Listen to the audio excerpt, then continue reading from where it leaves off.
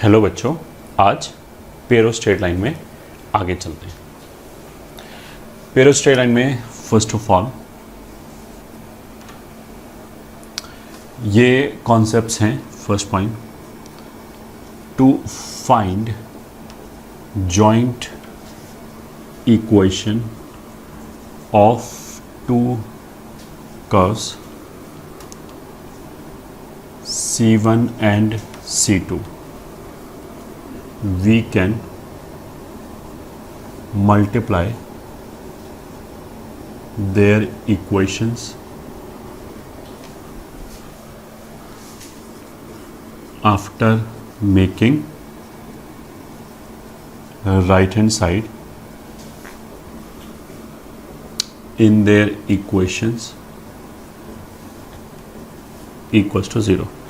मतलब जो दो कर्व हैं, दो कर्व का जॉइंट इक्वेशन का मतलब क्या है कि मान लिया दो सर्कल हैं, अब दोनों सर्कल को मिला के हम एक कर्व बोल सकते हैं, ठीक है। उसको हम बोल सकते हैं पेयर ऑफ सर्कल है। तो उस पेयर ऑफ सर्कल का इक्वेशन कैसे लिखेंगे? जो भी हमारे पास दो इंडिविजुअल इक्वेशंस हैं उनमें हम क्या कर सकते हैं, राइट हैंड साइड को 0 बना दिया, सब टर्म्स को लेफ्ट हैंड साइड पे ले, फिर उसके बाद मल्टीप्लाई कर दिया, ठीक है। तो ऐसे करने से क्या होगा कि अगर किसी भी कर्व के ऊपर पॉइंट उठाओगे तो वो उस इक्वेशन को सेटिस्फाई करेगा, और उन दोनों कर्व के बाहर से कोई भी पॉइंट उठाया तो वो उस इक्वेशन को सेटिस्फाई नहीं करेगा। तो for example, for pair of lines, अगर मुझे दो लाइन का जॉइंट इक्वेशन चाहिए तो मान लिया एक लाइन हो गई y बराबर m1x plus C1 and y बराबर m2x प्लस C2। तो जॉइंट इक्वेशन के लिए हम क्या करेंगे, m1x माइनस C1, ये ठीक है, m1x y को उधर ले आए माइनस y प्लस C1, और ऐसे ही इसको उधर ले गए तो m2x minus y plus C2 is equals to 0। अब इसको जब ओपन करेंगे तो इसमें x square y square x y and constant इस तरह के टर्म्स आएंगे। तो ये जो इक्वेशन आ गया ये बेसिकली उन दोनों लाइन को एक साथ रिप्रेजेंट कर रहा है। अगर हमने कोई भी पॉइंट लिया फर्स्ट लाइन पे या फिर हमने कोई भी पॉइंट लिया सेकंड लाइन पे, तो that will B satisfying this equation, ठीक है। अब दो लाइंस का जो इक्वेशन है वो एक 2 डिग्री का इक्वेशन है। 2 डिग्री का इक्वेशन का मतलब क्या है कि x और y की जो टोटल पावर है, टोटल पावर का मतलब क्या है कि एक्स वाई को हम दो पावर गिनेंगे, एक x का एक y का। केवल एक्स स्क्वायर है तो भी उसको दो पावर गिनेंगे। अगर एक्स स्क्वायर इंटू वाई लिखा होता अगर, तो उसको हम 3 पावर गिनते, ठीक है। पावर मतलब 3 एक्सपोनेंट काउंट करते। तो अगर हमने पेयर ऑफ स्ट्रेट लाइन का इक्वेशन लिखा तो that will be a 2 degree equation in x and y, ये ठीक है। 2 डिग्री इक्वेशन आएगा, मतलब इसमें मैक्सिमम जो पावर आएगा वो 2 डिग्री का आएगा, एंड 2 डिग्री का तो आएगा ही आएगा, ठीक है। मतलब एक तो हम ये बोलते हैं मैक्सिमम 2 डिग्री का आएगा, बट 2 डिग्री का आया ही नहीं, ठीक है। तो यहाँ पे मस्ट है कि आना भी चाहिए और उससे बड़ा भी नहीं आना चाहिए। तो जो 2 डिग्री का इक्वेशन होगा वो होगा पेयर ऑफ स्ट्रेट लाइन का जॉइंट इक्वेशन। अब हम उल्टा बोलें कि कोई अगर हमें 2 डिग्री का जनरल इक्वेशन लिख के दे दिया जाए तो वो क्या रिप्रेजेंट करेगा? तो फिर वो बेसिकली कुछ भी रिप्रेजेंट कर सकता है, ये ठीक है। कुछ भी मतलब वो parabola, ellipse, hyperbola, circle, pair of straight line, इनमें से कोई भी कर्व रिप्रेजेंट कर सकता है। इस फैमिली ऑफ कर्व्स को हम क्या बोलते हैं, कोनिक सेक्शन, ये ठीक है। कोनिक सेक्शन क्यों बोलते हैं कि अगर हम कोन के सेक्शन को डिफरेंट एंगल पे कट करें, डिफरेंट प्लेन से कट करें, तो जो सेक्शन हमें मिलेगा, जो क्रॉस सेक्शन मिलेगा, कट करने के बाद जो सेक्शन मिलेगा उसको हम सर्कल भी बना सकते हैं, वहाँ से एलिप्स भी बना सकते हैं, हाइपरबोला बना सकते हैं, एंड सो ऑन। तो इसी बात को लिखते हैं, a general equation of 2 degree can be given as, एक जनरल 2 डिग्री का इक्वेशन कैसे लिखा जाएगा, ax square plus by square plus 2hxy। ये तो 2 डिग्री वाले टर्म हो गए। फिर सिंगल डिग्री के terms 2gx plus 2fy plus c is equal to 0। ये सिंगल डिग्री का टर्म हो गया, ये 0 डिग्री का टर्म हो गया, ठीक है। तो एक जनरल 2 डिग्री का equation can be given as this, and it always represent one of the conic curves, namely कौन कौन सा conic curve है? First is pair of straight line, second is circle, third is ellipse, fourth is parabola and fifth is hyperbola. तो यही 5 curve की एक family है जिसको हम कोनिक कर्व बोलेंगे. तो इन्हीं में से किसी एक कर्व को रिप्रेजेंट करेगा. अब कब किस कर्व को रिप्रेजेंट करेगा उसके लिए अलग अलग कंडीशंस हैं. मतलब उसके लिए कंडीशंस कुछ इस तरीके से हैं कि अगर कोफिशिएंट के बीच में ये पर्टिकुलर रिलेशन हो तो फिर ये पैराबोला रिप्रेजेंट करेगा, ये पर्टिकुलर रिलेशन हो तो एलिप्स रिप्रेजेंट करेगा एंड सो ऑन. तो इस चैप्टर में तो we are only concerned with pair of straight line. तो हम कंडीशन भी उसी को लिखेंगे, उसी का कंडीशन लेंगे. Third, equation 1 will represent pair of straight lines if delta is equals to 0, where delta is equals to ABC plus 2FGH minus AF square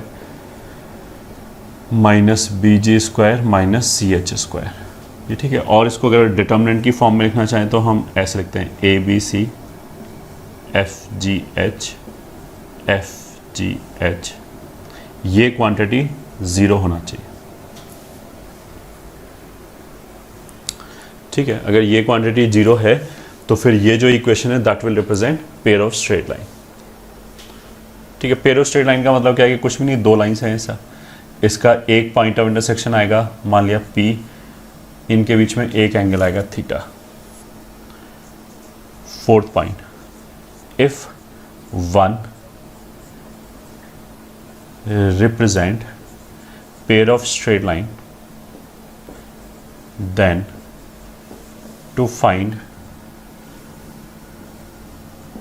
their point of intersection, that is point P. माने ये जो 2 line हैं L1 and L2, इसका point of intersection P निकालना है. तो उसका तरीका क्या है?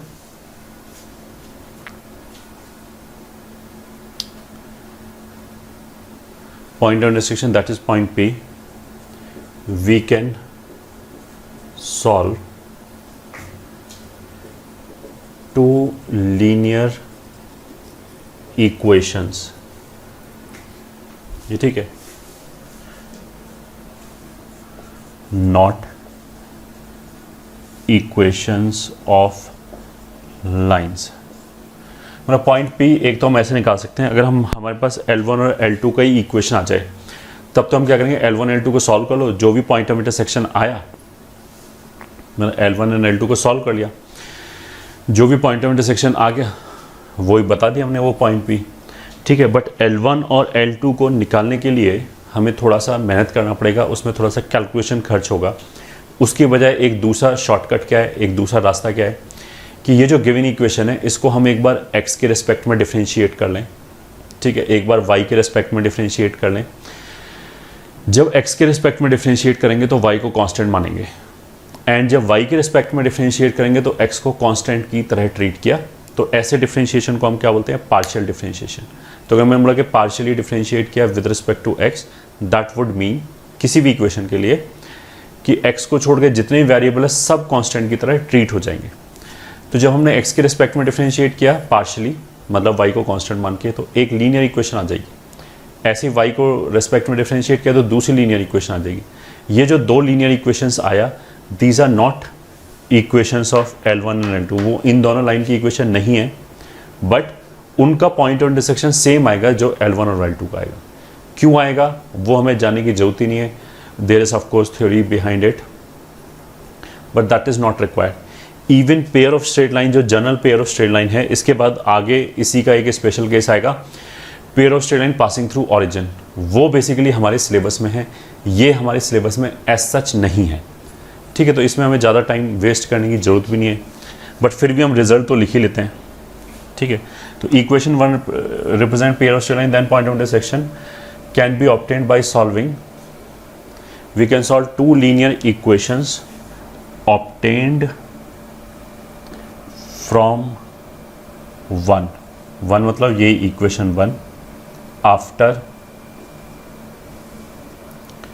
differentiating it with respect to x and y partially, ये ठीक है, दैट इज, अब तुम करो इसको डिफ्रेंशिएट x के रिस्पेक्ट में, तो ये आ जाएगा 2ax, y तो कांस्टेंट है तो 0, इसको x के रिस्पेक्ट में तो 2hy, इसको x के रिस्पेक्ट में 2g बराबर 0, ये ठीक है, एंड ऐसे फिर y के रिस्पेक्ट में वो आ जाएगा 2by plus 2hx plus 2f बराबर 0, ये ठीक है। दिस इम्प्लाइज 2 हटा दिया, ax plus hy plus g बराबर 0 and by plus hx plus f बराबर 0, ये ठीक है। Note that these lines are not L1 and L2 but will give same point of intersection, ये ठीक है। इनको सॉल्व कर लो या L1 L2 को सॉल्व कर लो, सेम पॉइंट P ही मिलेगा।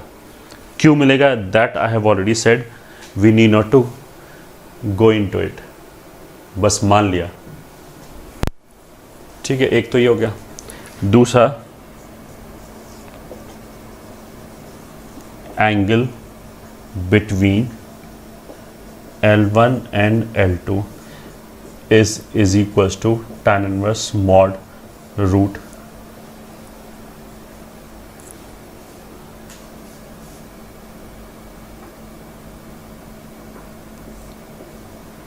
To root h square minus a b upon a plus b.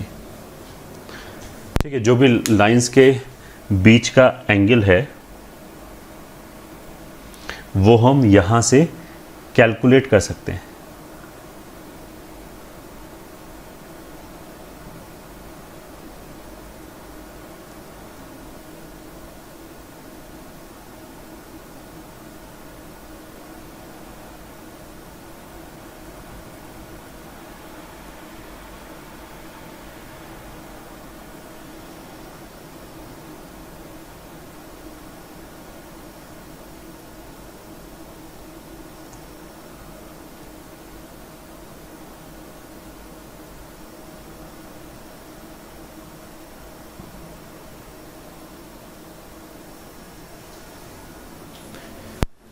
ठीक है, लिख लिया इसको। मतलब अगर दो लाइंस जो L1 और L2 दे रखा है उनके बीच का जो एंगल है थीटा, वो एक्यूट वाला एंगल ऐसे आ जाएगा, two root h square minus a b upon a plus b.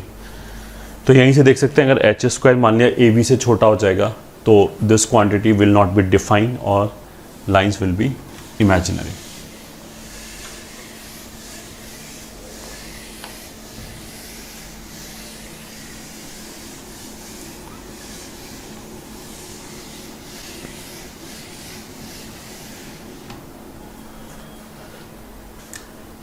ठीक है, 6th point, to find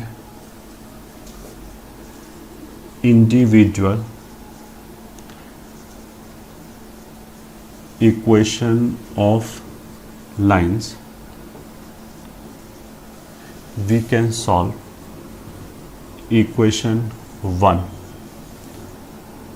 as a quadratic equation in variable x और in y।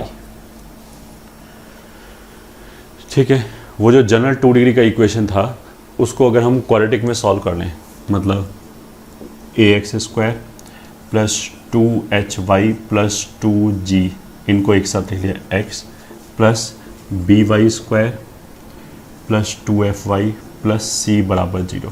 तो इसको क्वाड्रेटिक की तरह सॉल्व कर सकते हैं। यहाँ से आ जाएगा x is equal to minus 2HY plus 2G plus minus root over b square minus 4AC BY square plus 2FY plus c divided by 2A। ठीक है, इसमें क्या होगा कि आगे चल के minus 2HY plus 2G plus minus यहाँ पे कुछ ऐसे परफेक्ट स्क्वायर आ जाएगा अपॉन 2A। ठीक है, अब परफेक्ट स्क्वायर ये हटा दिया, प्लस माइनस बाहर लगा रखा है तो मॉड वॉड लगाने की जरूरत ही नहीं है क्योंकि प्लस और माइनस दोनों ही वैल्यूज लेनी है। ठीक है, यहाँ पे बेसिकली एक आ जाएगा लीनियर एक्सप्रेशन ऑफ y आ जाएगा ऑफ कोर्स। ठीक है, क्यों आ जाएगा? ये जो हमने कंडीशन लिखा था कि पेयर ऑफ स्ट्रेट लाइन के लिए वो ABC plus 2FGH minus AF square minus BG square, ये वाली कंडीशन हमने बोला था कि जीरो होनी चाहिए। दैट कंडीशन विल इंश्योर कि ये परफेक्ट स्क्वायर है। ठीक है, अब यहाँ से क्या होगा कि प्लस माइनस अगर हमने हटा दिया तो minus 2HY plus 2G plus minus some linear y whole divided by 2A। तो यहाँ पे अगर हमने एक बार प्लस साइन लिया तो ऐसे आ गया x is equals to this linear expression of y। फिर एक बार हमने माइनस साइन लिया तो फिर आ जाएगा x इज इक्वल्स टू दूसरा लीनियर एक्सप्रेशन ऑफ y। जब इन सब टर्म्स को एक तरफ ले जाएंगे तो बेसिकली दो इक्वेशन मिल गया हमें which are linear equation in x and y। तो वो दो लाइंस को रिप्रेजेंट करेगा, वही L1 और L2 का इंडिविजुअल इक्वेशन होगा। ठीक है, तो अगर लाइंस की हमें इंडिविजुअल इक्वेशन चाहिए तो हम क्वाड्रेटिक की तरह सॉल्व कर सकते हैं। ठीक है, अब चाहे उसको x में क्वाड्रेटिक मान के सॉल्व करो चाहे y में क्वाड्रेटिक मान के सॉल्व करो, उससे कोई फर्क नहीं पड़ता।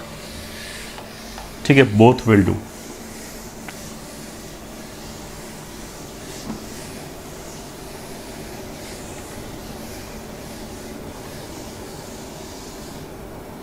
ठीक है, लिख लिया।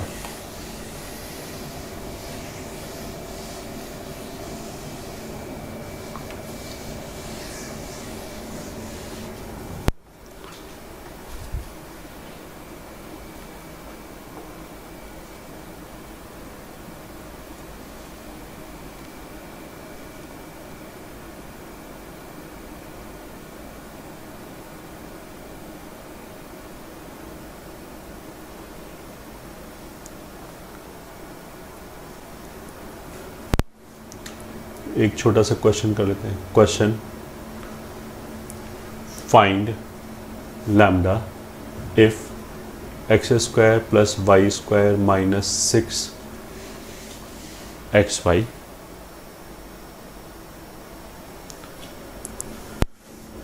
Minus 2x plus lambda is equals to 0 represent pair of straight line. Also find their point of intersection। ठीक है, सॉल्यूशन। इसमें a का वैल्यू कितना हो गया, x का कोफिशिएंट 1, b का वैल्यू y का कोफिशिएंट दिस, फिर 2HXY होता है तो 2h की जगह -6 लिखा है तो h की जगह -3, फिर 2GX होता है तो g माइनस, फिर 2FY तो F0 and C is equals to lambda. अब ये कंडीशन होता है ABC plus 2FGH minus AF square minus BG square minus CH square बराबर 0। ठीक है, तो ABC लैम्डा ये ठीक है, F0 है तो ये दोनों 0 0 हो गया, plus 0 minus 0 minus BG square B times G square 1 minus C times H square 9 lambda is equals to 0। ठीक है, बिल्कुल। तो ये हो गया -8 लैम्डा, तो लैम्डा इज इक्वल्स टू -1/8 आ गया।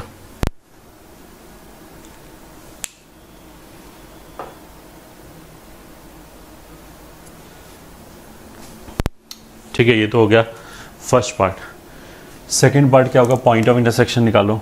तो ये जो इक्वेशन है इसको हमने डिफरेंशिएट कर दिया पार्शियली x के रिस्पेक्ट में, तब तो कितना आ जाएगा, x माइनस 3y माइनस 1 बराबर 0। या देखिए 2x माइनस 6y माइनस 2 आ जाएगा, तो 2 हटा दिया हमने, ये ठीक है। फिर इसी को डिफरेंशिएट किया हमने y के रिस्पेक्ट में पार्शियली, तो यहाँ से आ जाएगा 2y, तो 2 हटा दिया y। यहाँ से आ जाएगा माइनस 6x, तो माइनस 3x बराबर 0। तो यहाँ से पॉइंट ऑफ इंटरसेक्शन निकाल सकते हैं। इसको y बराबर अगर इसमें रख दिया तो x माइनस 9x माइनस 1 बराबर 0, तो x बराबर आ जाएगा माइनस 1/8।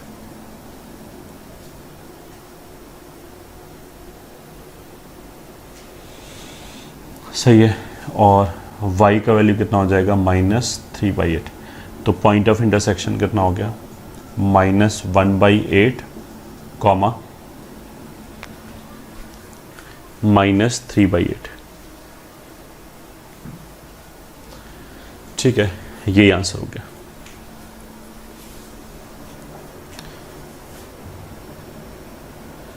ठीक है, अगर अब हमसे पूछा है कि एंगल बिटवीन लाइंस, तो वो आ जाएगा tan inverse 2√h² minus AB। तो h² is 9 minus AB is 1 upon a plus b। तो ये 2 कैंसिल हो गया, this will B tan inverse 2√2। ठीक है, ये एंगल हो गया लाइंस के बीच में। ठीक है, this was for general pair of straight line. अब आ जाते हैं जो हमारे काम की चीज़ है, that is pair of straight lines passing through origin.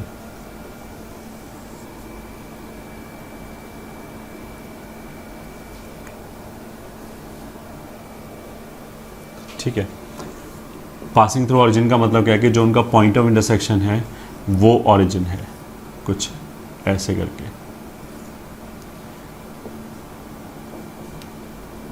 ये लाइन L1 है, ये लाइन L2 है। इसका इक्वेशन मान लिया y बराबर m1x और y बराबर m2x।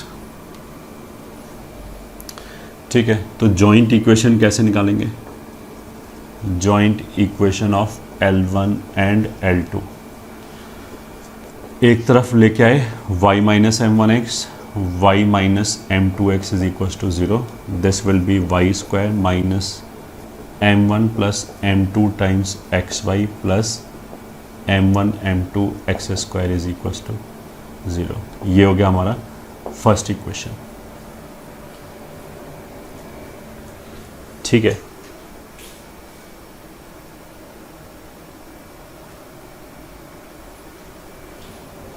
This is our first equation, मतलब ये जॉइंट इक्वेशन हो गया। अगर इसको कंपेयर करें हम जनरल इक्वेशन से, तो देखो इसमें केवल 2 डिग्री इक्वेशंस आ रहे हैं, y² x² एंड xy।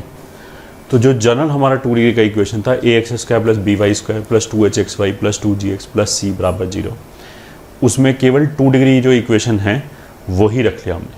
ये ठीक है, g f c तीनों 0 होगा, तभी वो pair of straight line passing through origin होगा। ठीक है, तो ये तो फर्स्ट इक्वेशन हो गया। तो नोट 1,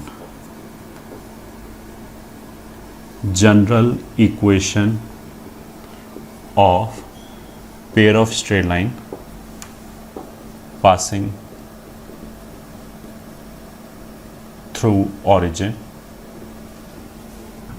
इज given as, मैं वही 2 डिग्री का equation ax² plus 2gx plus by² बराबर 0। ठीक है, इसको हमने बोल दिया इक्वेशन 2। ठीक है, it will represent 2 straight lines passing through origin. Note 1, note 2,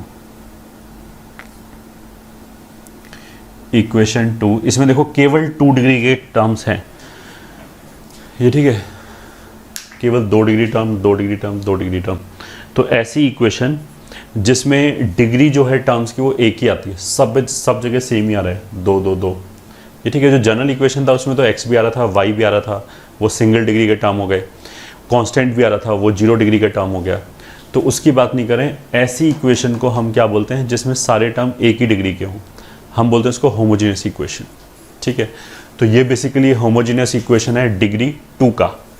तो any homogeneous equation of degree 2 will always represent pair of straight line and vice versa, pair of straight line passing through origin and vice versa। मतलब हमने origin से पास करने वाली 2 line लिया, उसका जो equation आएगा वो pair of straight line आएगा, सॉरी उसका जो इक्वेशन आएगा वो होमोजीनियस इक्वेशन आ जाएगा डिग्री 2 का। और उल्टा इज ऑल्सो करेक्ट कि हम कोई भी इक्वेशन लेंगे डिग्री 2 का, that will represent pair of straight line passing through origin.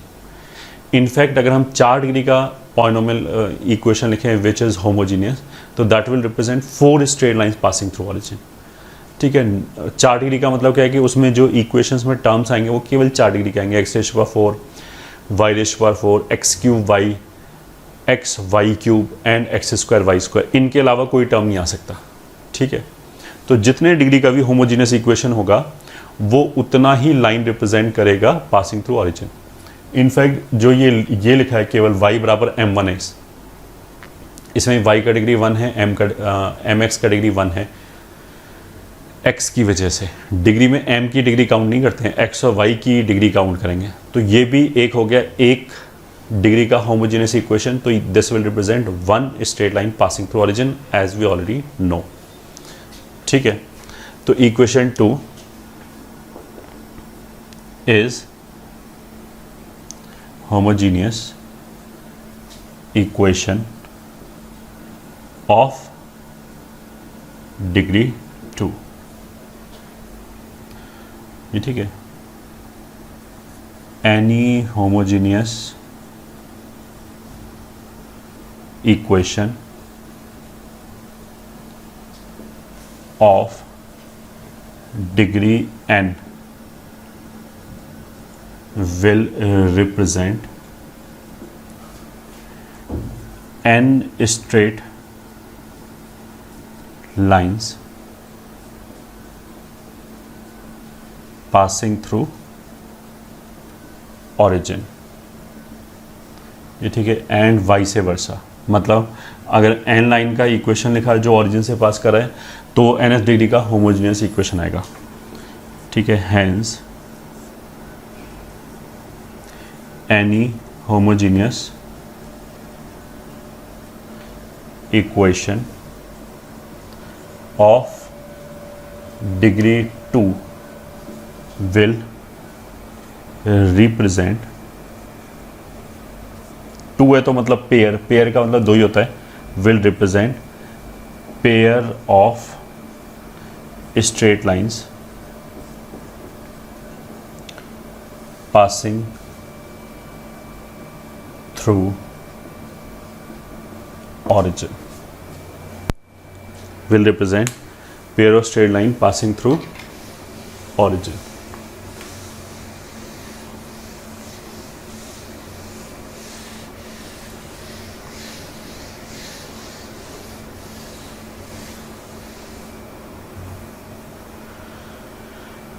ठीक है। अब ये एक पेयर ऑफ स्ट्रेट लाइन को पासिंग थ्रू ऑरिजिन, इसके आगे हम चाहें तो ये लिख सकते हैं रियल और इमेजिनरी। ये ठीक है। इसका मतलब क्या है कि मान लिया हम ऐसे इक्वेशन लिखे हैं x square plus 4y square is equals to 0। अब ये जो इक्वेशन लिखा है ये भी होमोजीनियस इक्वेशन है क्योंकि इसमें केवल 2 डिग्री के टर्म्स आ रहे हैं। ये ठीक है। तो इस डेफिनेशन के हिसाब से तो it should represent 2 straight lines which is passing through origin. But ये हमें दिख रहा है कि स्क्वायर प्लस स्क्वायर बराबर 0, तो इसमें एक्स और वाई कुछ भी रखो, ये 0 केवल जब होगा जब एक्स और वाई दोनों 0 होगा। तो अगर x भी 0 फिक्स हो गया, y भी 0 फिक्स हो गया, तो फिर तो एक पॉइंट आ गया ऑरिजिन, 0 0 एक पॉइंट आ गया ऑरिजिन। उसका मतलब क्या है कि ये वाली इक्वेशन को केवल ऑरिजिन सेटिस्फाई करेगा, बाकी कुछ भी सेटिस्फाई नहीं करेगा। ठीक है।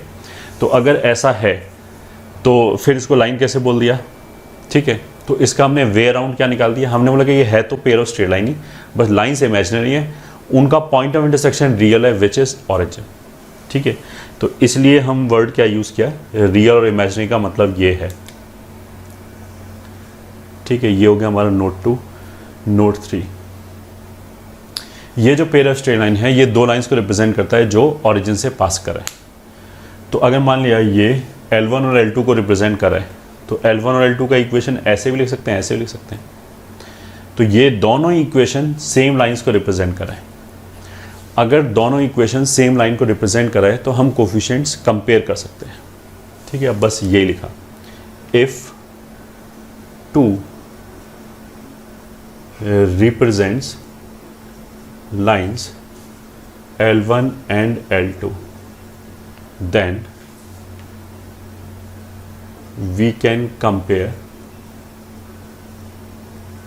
coefficients of 1 मतलब इक्वेशन 1 एंड इक्वेशन 2। किया कोफिशिएंट कंपेयर, y स्क्वायर का कोफिशिएंट इसमें कितना है 1, इसमें कितना है b, फिर एक्स वाई का कोफिशिएंट इसमें कितना है m1 प्लस m2, इसमें कितना है 2h बराबर m1 m2 अपॉन इसमें एक्स स्क्वायर कोफिशिएंट कितना है a। तो यहाँ से m1 plus m2 will be minus 2h upon b and m1 m2 is equal to a upon b। ये आ गया थर्ड इक्वेशन। ठीक है, तो मतलब ये जो लाइन है वो जिसको रिप्रेजेंट कर रहा है, जिस लाइन को रिप्रेजेंट कर रहा है, अगर उनका स्लोप m1 और m2 है तो m1 और m2 में ये रिलेशन होगा, मतलब m1 m2 और इसके कोफिशिएंट्स में ये रिलेशन है कि m1 plus m2 is minus 2h upon b, m1 m2 is equal to a upon b। तो काफ़ी जगह क्या होगा कि हमें उसने लाइन का जॉइंट इक्वेशन ऐसे दे रखा है, फिर उसने आगे कुछ भी बात कर रखा है कि ये लाइन ऐसे हो गया वैसे हो गया। तो अगर हमें लाइंस का इक्वेशन चाहिए होगा कुछ भी कैलकुलेट करने के लिए, मान लिया हमने इस पे लेंथ ऑफ परपेंडिकुलर निकाला इस लाइन के ऊपर किसी भी पॉइंट से, तो इस लाइन का इक्वेशन चाहिए होगा, तो हम क्वेश्चन करेंगे कैसे कि हम इस लाइन का इक्वेशन मान लेंगे y बराबर m1x, फिर जो भी निकालना है वो निकाल लिया, लास्ट में जो रिजल्ट आएगा m1 और m2 के टर्म्स में उसको हम इससे कन्वर्ट करके a b और h के टर्म्स में ले आएंगे। ठीक है, फर्स्ट थिंग। सेकंड थिंग, अगर इस इक्वेशन को, ये और ये की बात है, इसको अगर हम एक्स स्क्वायर से डिवाइड करें, ठीक है, मतलब 1 equation 1 divided by x square implies ये ऐसे हो जाएगा y बाई एक्स का whole square minus m1 plus m2 times y by x plus m1 m2 बराबर 0। तो ये तो y बाई एक्स वेरिएबल में एक क्वाड्रेटिक इक्वेशन लिखा है जिसके लिए ये लिखा है प्रोडक्ट, ये ठीक है, और ये लिखा है माइनस सम। तो उसका मतलब कि इस क्वाड्रेटिक के रूट्स m1 और m2 हो गए ये तो, ठीक है। तो उसका मतलब क्या है कि इक्वेशन 1 को या इक्वेशन 2 को अगर हम एक्स स्क्वायर से डिवाइड कर दें तो एक y बाई एक्स में क्वाड्रेटिक इक्वेशन आ जाएगा। उस क्वाड्रेटिक इक्वेशंस के roots will be slope of the lines, जो भी लाइंस इन्वॉल्व हैं उनके स्लोप्स आ जाएंगे उसके रूट्स, ये ठीक है। तो हैंस इफ 1 और 2 is divided by x square, then obtained quadratic in variable y by x, then obtained quadratic in variable y by x will have roots as slope of the lines। ठीक है, अब इसका भी आगे चल के use आएगा। तो अभी तो बस ये चीज़ याद रखिए कि ऐसा किया जा सकता है कि जो भी 2 डिग्री का इक्वेशन है उसको एक्स स्क्वायर से डिवाइड किया, y बाई एक्स आ गया, ठीक है। इसको वैसे ही बोल सकते हैं कि y बराबर m2x लिखा है, y बाई एक्स का वैल्यू कितना आ रहा है, m ही आ रहा है, स्लोप ही आ रहा है लाइन का। तो वो जो y बाई एक्स में क्वाड्रेटिक आया उसको we can treat as quadratic जिसके रूट स्लोप्स आ जाएंगे। ठीक है, ये हो गया नोट 4। नोट 5, अच्छा एंगल का जो फॉर्मूला है वो सेम ही रहेगा, angle between L1 and L2 is equal to tan inverse 2 root h square minus a b upon a plus b.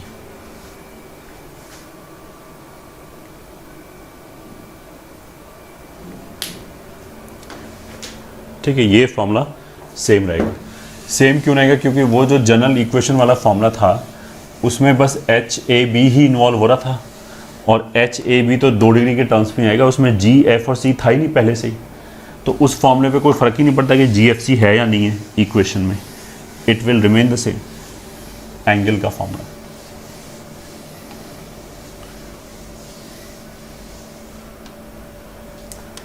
ठीक है, अब note 6, if first part h square is equal to a b then lines are coincident,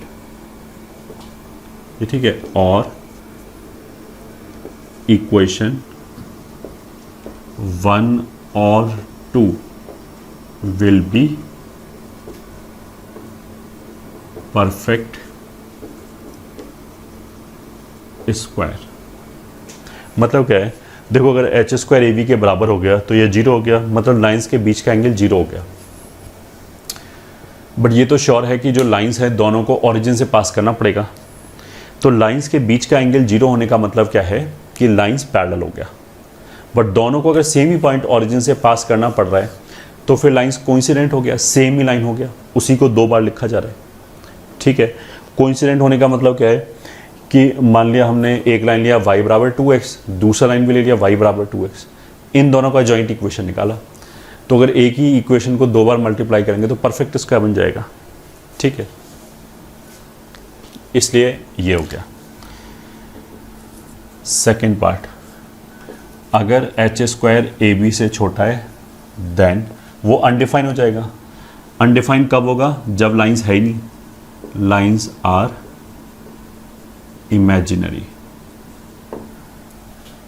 ठीक है, third point, if h square greater than a b then lines will be real and distinct.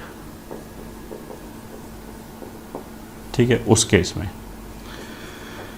Fourth, if a plus b बराबर 0 then ए plus B 0 होने का मतलब क्या है, ये denominator 0 हो गया, तो ये पूरा अनडिफाइंड हो गया। क्या चीज़ अनडिफाइंड हो गया? tan इनवर्स के अंदर की क्वांटिटी जब हम एंगल निकालने चले। ठीक है, उसका मतलब क्या है कि लाइंस परपेंडिकुलर होगा। तो if a plus b is equal to 0 then lines will B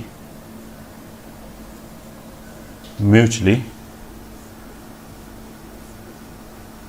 perpendicular.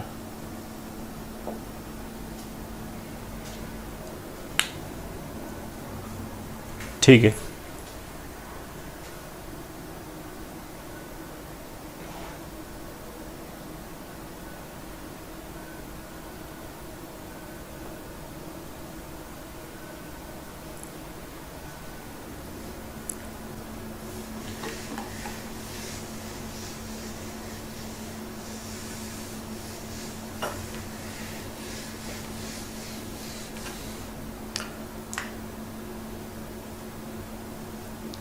Note 7,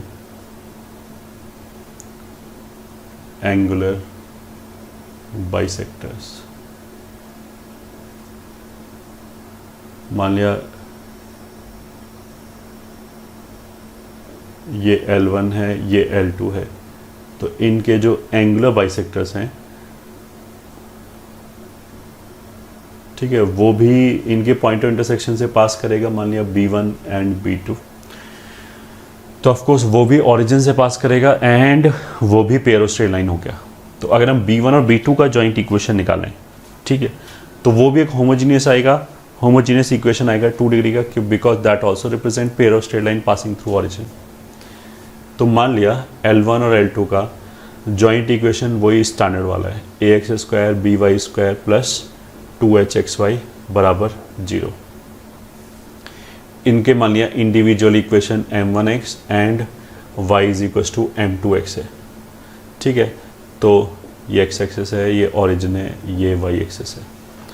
तो बाइसेक्टर्स के इक्वेशंस क्या आ जाएंगे b1 b2 के, वो जो हमने फॉर्मूला पढ़ा था y minus m1x upon root 1 plus m1² is equal to plus minus y minus m2x upon root over 1 plus m2²। Plus sign ले लिया, एक बाइसेक्टर आ जाएगा, माइनस साइन ले लिया, दूसरा बाइसेक्टर आ जाएगा। Now we require joint equation of bisectors, ठीक है। तो एक बाइसेक्टर तो आ जाएगा y minus m1x upon root 1 plus m1², इधर माइनस साइन ले लिया, इधर आके वो प्लस हो गया, ठीक है। एक ही तरफ ले आए, मतलब एक बाइसेक्टर तो ये हो गया, और दूसरा बाइसेक्टर हो जाएगा ये ही माइनस दिस बराबर 0, ये ठीक है। For joint equation, joint equation के लिए अभी हमने बताया था कि राइट हैंड साइड पे 0 बनाया और मल्टीप्लाई कर दिया। ये तो ऐसे लिखा है alpha plus beta, alpha minus beta, multiply करेंगे तो आ जाएगा अल्फा रूट 1 प्लस m1² का whole square minus y minus m2x upon root over 1 plus m2² का स्क्वायर इक्वल्स टू 0, ये आएगा, ठीक है। स्क्वायरिंग कर दिया तो y² plus m1² x² minus 2m1xy upon 1 plus m1²,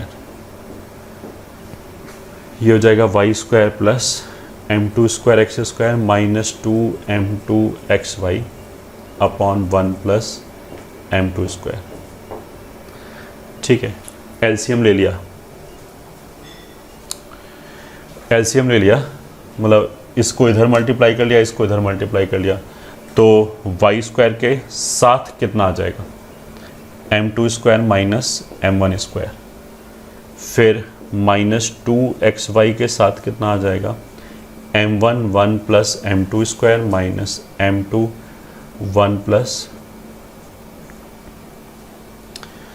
ठीक है, प्लस x² के साथ आ जाएगा m1² 1 plus m2² minus m2² 1 plus m1² बराबर 0, ठीक है।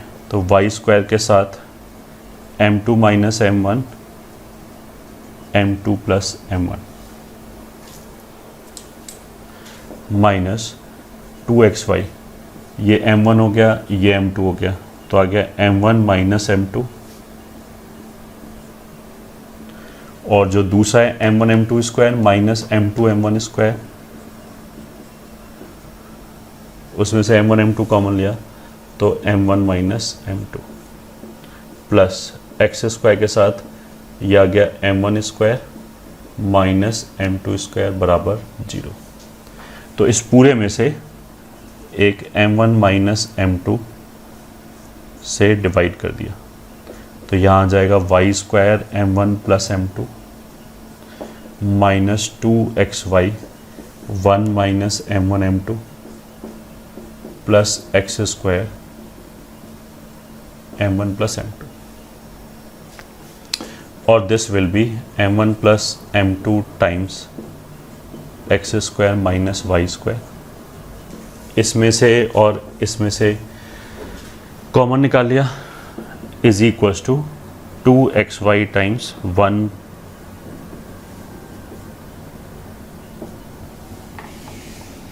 ठीक है, ये आ गया। तो फिर एक जगह हमने स्लोप्स को रिलेट करने वाला इक्वेशन ऐसे लिखाया था कि m1 प्लस m2 हो गया minus 2h upon B and m1 m2 हो गया a अपॉन बी। तो इस इक्वेशन में अब वो यूज़ किया, minus 2h upon B x² minus y², ये तो हो गया left hand side, right hand side हो गया 2x/1 माइनस a/b। ठीक है, तो माइनस से इसको पलट दिया, b और b कैंसिल कर दिया, तो आ गया x² minus y² upon a minus b बराबर 2xy, 2 कैंसिल, ठीक है, ये 2 और ये 2 कैंसिल, xy अपॉन h। ये क्या हो गया, joint equation of pair of angular bisectors of ax² plus 2hxy plus by² बराबर 0। ये जो जॉइंट इक्वेशन है L1 एंड L2 का, उसके जो बाइसेक्टर आए B1 एंड B2, उसकी जॉइंट इक्वेशन ये है, which is again 2 degree equation है, that you can see. This is also pair of straight line.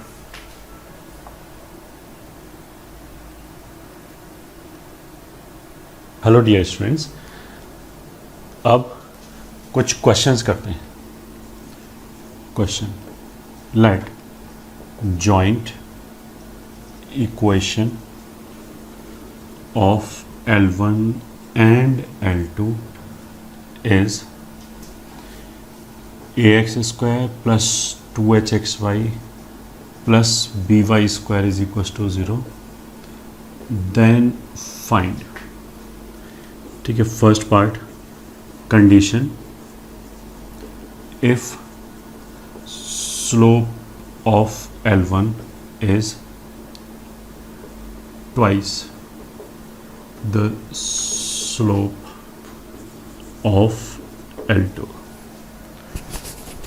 ठीक है, मतलब वो कंडीशन निकालना है अगर L1 का स्लोप L2 के स्लोप का डबल है तो देखो सोल्यूशन ऐसे हो सकता है, m1 plus m2 minus 2h upon b है and m1 m2 a upon b है।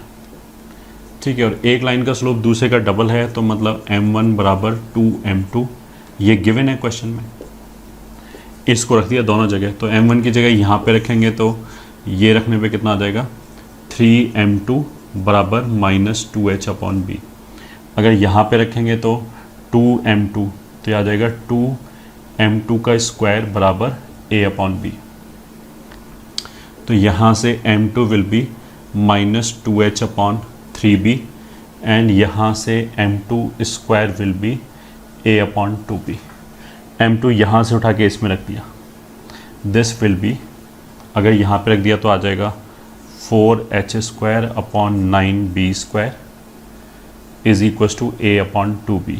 दिस विल बी, इसको इधर ले गए, इसको इधर ले गए, तो 8h² बराबर 9ab। 9 इधर आ गया, एक b कैंसिल हो गया, b बचा, 2 इधर आ गया, यही आंसर हो गया। सेकेंड पार्ट, फाइंड कंडीशन, ठीक है, फाइंड तो ये लिखा ही है, condition if slope of L1 is square of slope of line L2।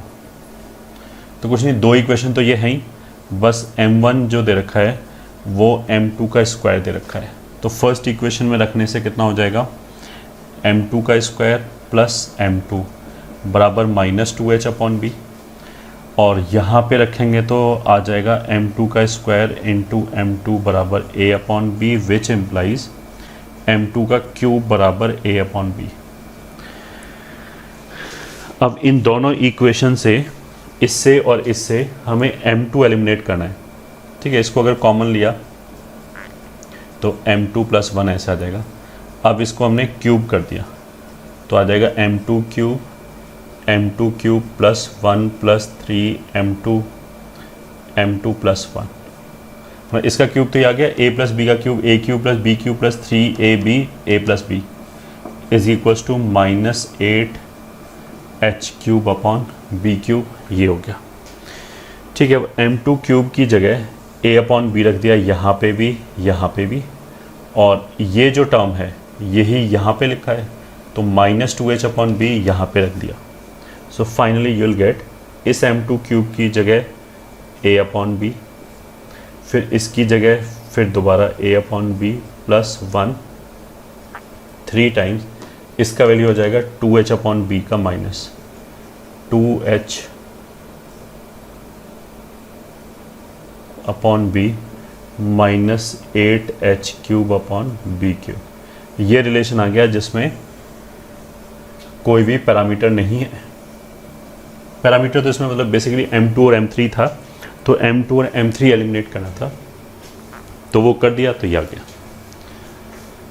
ठीक है, third part, find joint equation of L3 and L4 if L3 is perpendicular to L1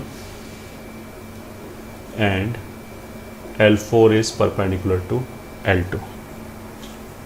मतलब question में क्या दे रखा है कि जो L1 और L2 है उनका जॉइंट इक्वेशन तो ये दे ही रखा है, ax² plus 2hxy plus by² बराबर 0।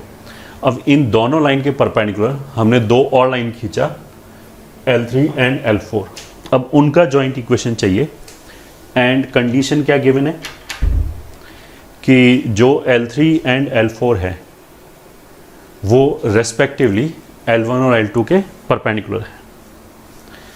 ठीक है, देखो एक तरीका तो ये हो गया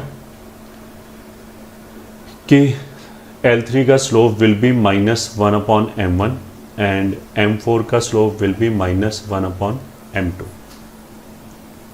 ठीक है, तो M3 plus M4 will B -1/m1 minus 1/m2, this will B M1 M2, ये हो गया।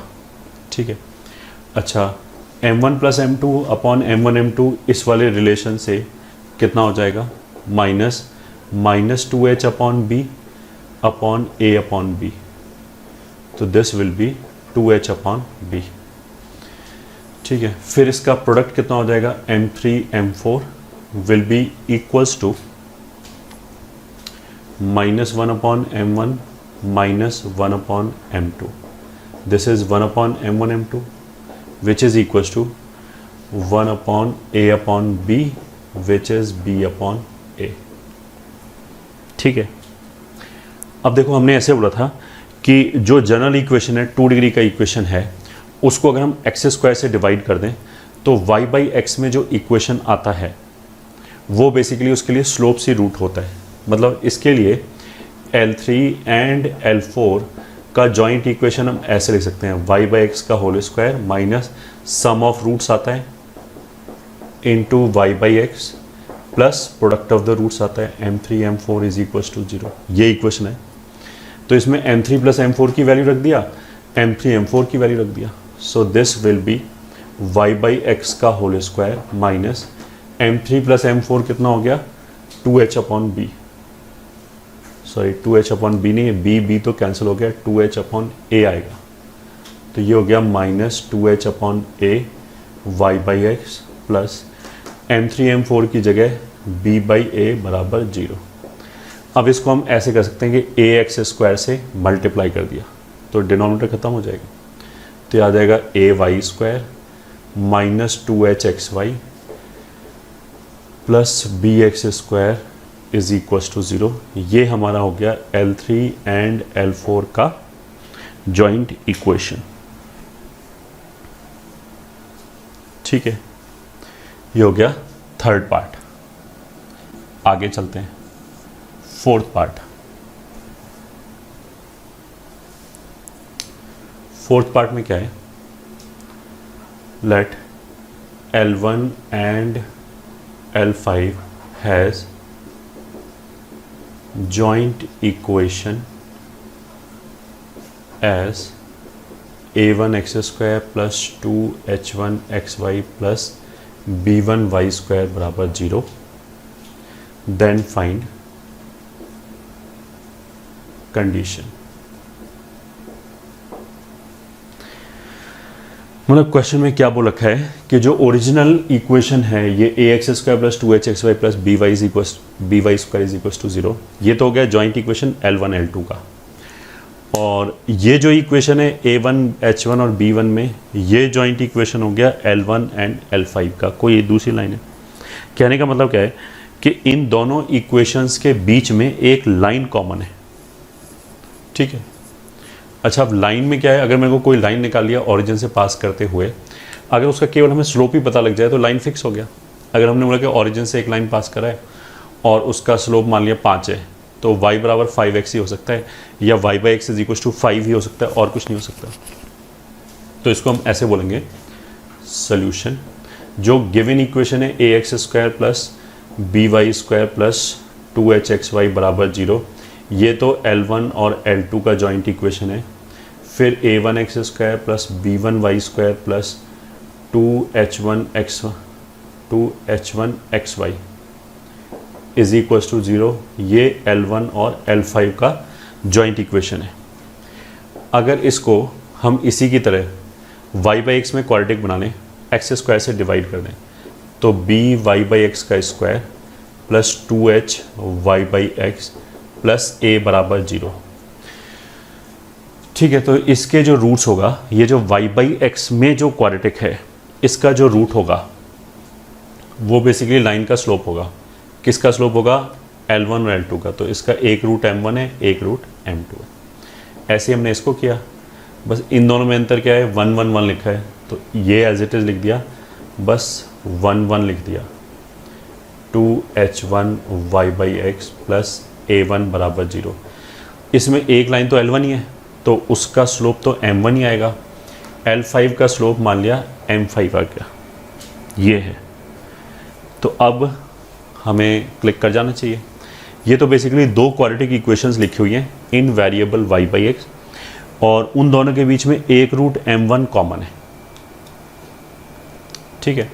तो अगर इन दोनों इक्वेशंस में एक रूट कॉमन है तो ऑब्वियसली हम क्या करेंगे, कॉमन रूट कंडीशन लगाएंगे।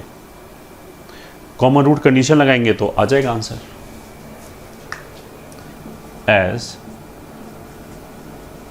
these two equations have one root in common, that is m1. Hence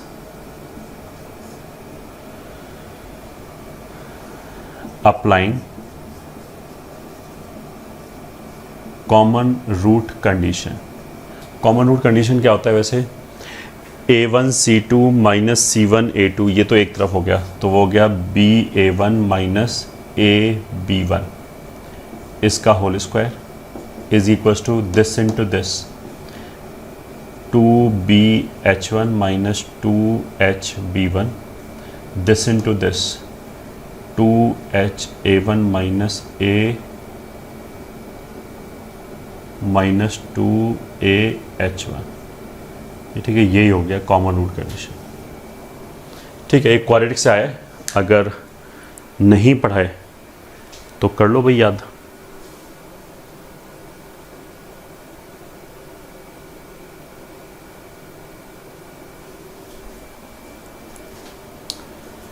ठीक है,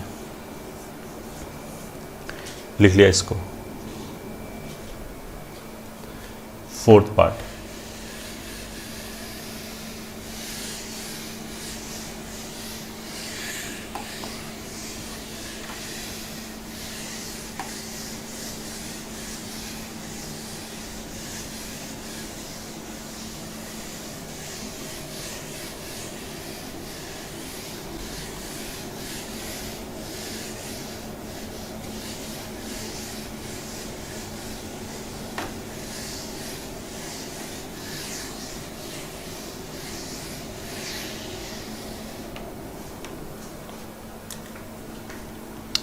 next question, let joint equation of L1 and L2 is 3x square minus 8xy minus y square is equal to 0, ठीक है। Then find product of length of perpendiculars.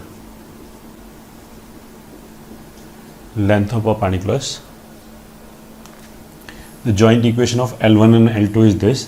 Then find product of length of perpendiculars from 1,1 to L1 and L2. ठीक है, मतलब दो line दे रखा है, उनका joint equation दे रखा है और एक पॉइंट दे रखा है P विच इज़ 1,1। इस पॉइंट से हमने दोनों लाइन पे परपेंडिकुलर ड्रॉप किया, उनकी जो लेंथ है उसका प्रोडक्ट चाहिए, ये क्वेश्चन हो गया, ठीक है। मतलब कुछ समथिंग लाइक दिस। मान लिया ये दो लाइंस हैं L1 एंड L2, मान लिया वो पॉइंट P यहाँ पे, ठीक है, अंदर बाहर कहीं पे हो सकता है, उससे कोई फ़र्क नहीं पड़ता। इससे हमने परपेंडिकुलर ड्रॉप किया ऐसे, इसका लेंथ मान लिया P1 आ गया, इसका P2 आ गया। We require P1 into P2 origin. तो हम कैसे बोलेंगे, let L1 is y is equal to m1x and L2 is y is equal to m2x, ठीक है। अच्छा, m1 प्लस m2 हमें पता है -2h अपॉन b होता है, तो this implies m1 plus m2 बराबर -2h, मतलब 2hxy होता है, तो एक्स वाई के साथ जो भी आए तो 8 हो गया, बी वाई स्क्वायर तो -1 हो गया, तो ये -8 हो गया। एंड प्रोडक्ट ऑफ रूट्स होता है a अपॉन बी, तो a इज़ 3 इज़ -1, ये हो गया -3। तो ये तो लास्ट में जाके जरूरत पड़ेगी। अभी तो हमने क्या लिखा, P1 इंटू P2, मतलब 1,1 से इस पे लेंथ ऑफ परपेंडिकुलर, तो इस y को उधर ले गए, 1 रख दिया, तो आ जाएगा m1 x की जगह 1 रखा, -1 अपॉन √1 प्लस m1 स्क्वायर, ये तो P1 आ गया।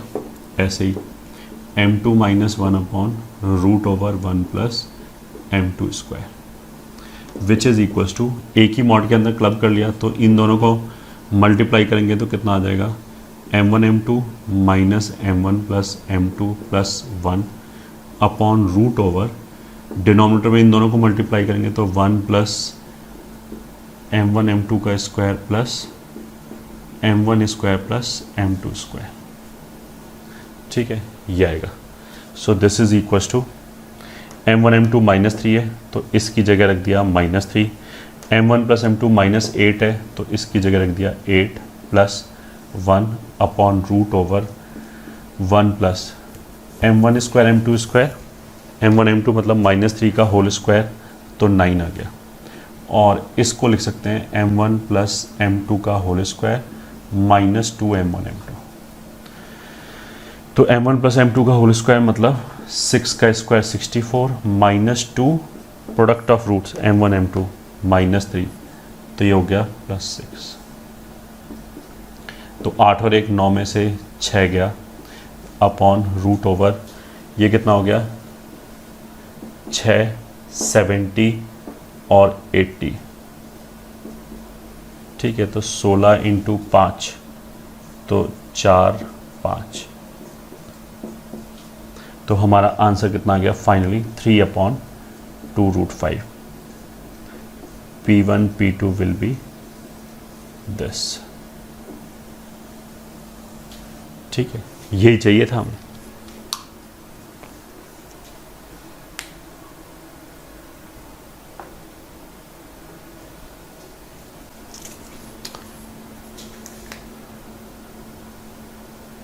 फिर आगे क्वेश्चन,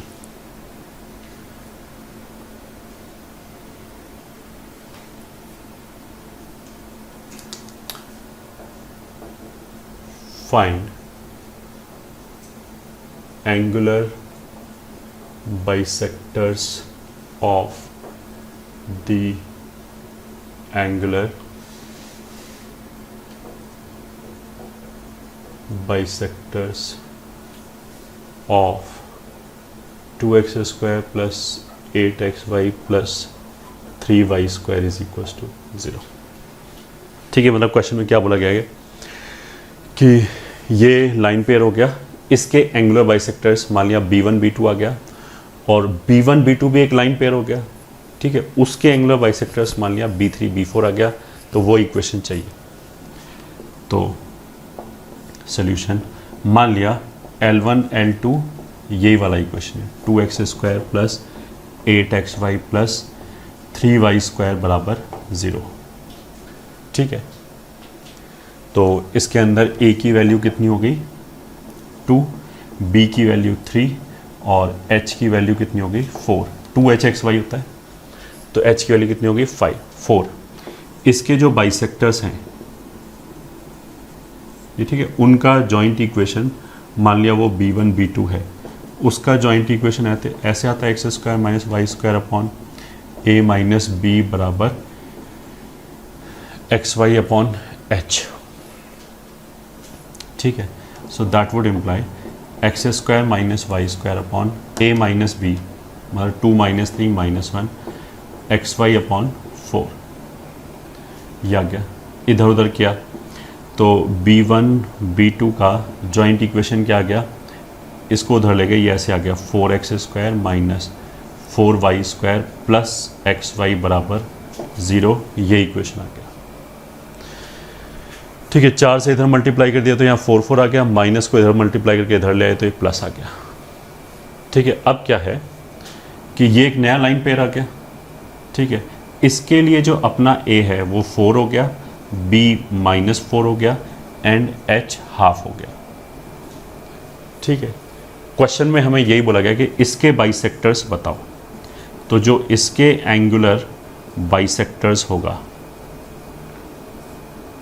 मान लिया b3 b4, वो फिर इसी फॉर्मूले से x² minus y² upon a minus b बराबर xy upon h, this is equals to, ठीक है, this would imply x² minus y² upon a minus b, तो दिस माइनस दिस कितना हो गया 8 is equals to xy upon h, तो वो हो गया हाफ का मतलब 2 ऊपर चला जाएगा और 8 इधर से चला गया, तो x² minus y² is equals to 16xy। ये आ गया आंसर। ये ठीक है, so these are the angular bisectors of given straight line. ठीक है, मतलब अब एक बार डायग्राम हम ऐसे बना के देख लें, मान लिया ये L1 है, ये L2 है। ठीक है, इसका बाइसेक्टर एक ही आ गया, B1 एंड B2 ये 90 डिग्री पे होगा। अब B1 के जो बाइसेक्टर आ गए वो ये B3 आ गया 45 डिग्री पे, एक इधर आ जाएगा B4 45 डिग्री पे, ये 90। अगर देखो B1 B2 खुद परपेंडिकुलर है ये, ठीक है, अब इसके जो बाइसेक्टर्स आएंगे, ठीक है, B3 B4, अगर हम इसका बाइसेक्टर निकालें तो वो वापस B1 B2 ही आ जाएगा। अब ये ऐसे ही फ्लिप फ्लॉप करता रहेगा, B1 B2 के ये बाइसेक्टर हैं, इसके ये बाइसेक्टर हैं, क्योंकि जो B3 आया वो B1 और B2 के बीच के एंगल को बाइसेक्ट कर रहा है। ठीक है, बट 45 डिग्री एंगल बना रहे हैं, तो अगर ये 45 बनाए तो B1 भी B4 के साथ भी 45 बनाएगा। तो ये हमने पहले ही बोला था कि एंगुलर बाइसेक्टर्स जो हैं वो लाइंस के बीच के एंगल को बाइसेक्ट करता है, वेल एंड गुड। ठीक है, लाइंस जो हैं वो एंगुलर बाइसेक्टर्स के बीच के एंगल को बाइसेक्ट कब करेगा, वो एंगुलर बाइसेक्टर्स के बीच के एंगल को बाइसेक्ट कब करेगा, जब खुद वो म्यूचुअली परपेंडिकुलर तब करेगा वो बाइसेक्ट। ठीक है, तो इसलिए अगर मेरे से पूछा जाए, क्योंकि ये म्यूचुअली परपेंडिकुलर है, तो जो इसके एंगुलर बाइसेक्टर्स हैं उसके एंगुलर बाइसेक्टर वापस यही हो जाएगा। ठीक है, तो उसका एंगुलर बाइसेक्टर वापस कितना हो जाएगा B1 B2, ये हो गया।